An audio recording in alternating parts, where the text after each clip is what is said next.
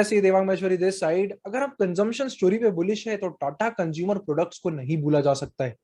इस वीडियो में हम समझेंगे टाटा कंज्यूमर प्रोडक्ट्स का रेवेन्यू सेगमेंटेशन और फिर हम बात करेंगे कंपनी के ओवरऑल ट्रेंड की, और इस सवाल के आंसर की तरफ हम बढ़ेंगे कि क्या अभी सही समय है टाटा कंज्यूमर प्रोडक्ट्स को बाय करने का। चलिए सबसे पहले हम बात करते हैं इसके कुछ फंडामेंटल पॉइंट्स की और ओवरऑल रेवेन्यू की, कि पैसा कहां से कमाती है Tata consumer products. Tata consumer products limited company का मार्केट कैप देखें हम तो 75,000 करोड़ के पास में है। ओवरऑल अगर हम कंपनी का रेवेन्यू की बात करें तो कंपनी का 50% जो रेवेन्यू आता है वो आता है टी के बिजनेस से। बचा हुआ जो ओवरऑल आता है वो आता है 11% ऑफ रेवेन्यूज जो कि कॉफी बिजनेस से। और टाटा स्टारबक्स से भी रेवेन्यू आता है, और जो बचा हुआ है वो फूड रेवेन्यूज आता है, जैसे कि टाटा सॉल्ट, टाटा दाल, टाटा पल्सेस, टाटा स्पाइसेस, पोहा, और ये जितनी जितनी ब्रांडेड कैटेगरी है फूड बिजनेस में वहां से रेवेन्यू आता है। यानी कि अगर हम टी कॉफी देखें तो वो 60-65% ऑफ रेवेन्यू ओवरऑल ऑक्यूपाई कर लेती है टाटा कंज्यूमर प्रोडक्ट्स की।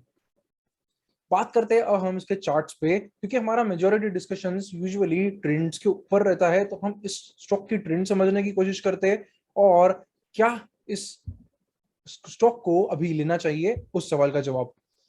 तो ये आपके स्क्रीन पर जो है वो है मंथली चार्ट। ये 2007 से आप देख रहे हैं।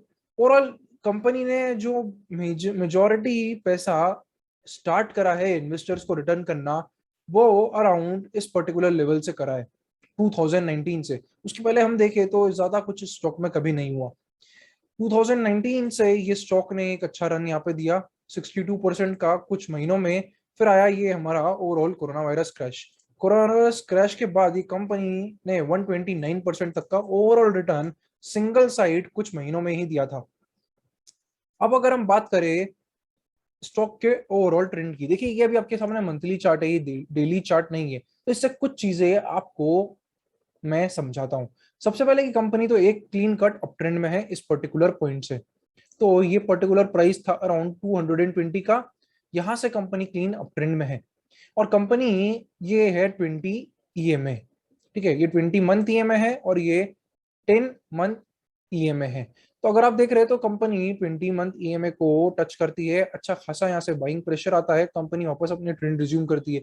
इसके बाद कंपनी ने करीब 1 2 3 4 5 6 करीबन 12 13 महीने वापस से कुछ भी रीटेस्टिंग नहीं करी थी यहाँ पे देखिए हम। तो इसलिए एक रीटेस्ट तो स्टॉक का ओवरऑल ड्यू हो गया था इसकी प्राइस साइकिल में, और स्टॉक ने अभी वापस से कुछ 5 6 महीने ओवरऑल कंसोलिडेशन मोड में गया, साइडवेज मोड में, और 20 ईएमए को ओवरऑल रिटेस्ट भी कर लिया है और अब आगे की तरफ बढ़ रहा है। तो अगर आप लॉन्ग टर्म के लिए स्टॉक सोच रहे हैं तो स्टॉक अभी भी अपनी लॉन्गर टर्म ट्रेंड में ही है, कोई ट्रेंड में किसी तरीके का अभी चेंज नहीं आया है।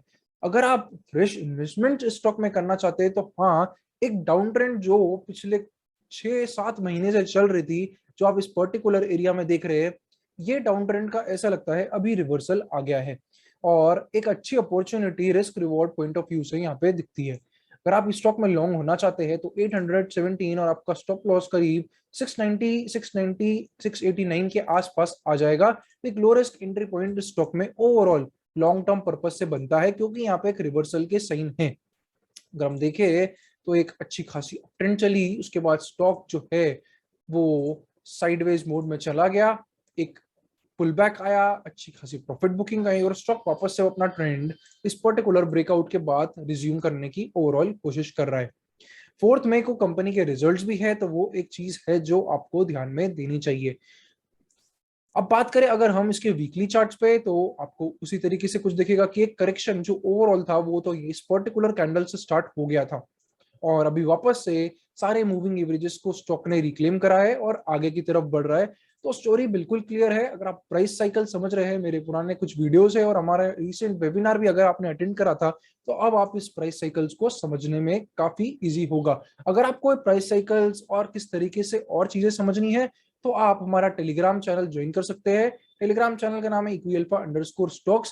हाँ, आपको फ्री स्टॉक टिप्स तो इस पे नहीं मिलेंगे, तो मैं वो आपको अभी से बता देता हूँ, बट आपको एनालिसिस काफी सारे स्टॉक्स पे मिल जाएंगे। साथ में हम बात करते हैं निफ्टी एफएमसीजी इंडेक्स का, कि क्या हो रहा है पूरे सेक्टर में। अगर आप देखें तो ये भी कुछ इसी तरीके से चल रहा है।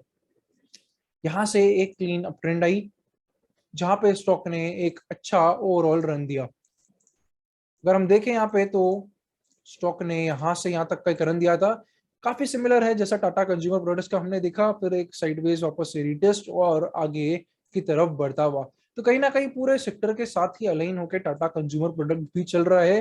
तो आप सेक्टोरल व्यू पॉइंट से देखें तो एफएमसीजी अभी अच्छा रिटर्न अगले कुछ महीनों में भी ओवरऑल दे सकता है।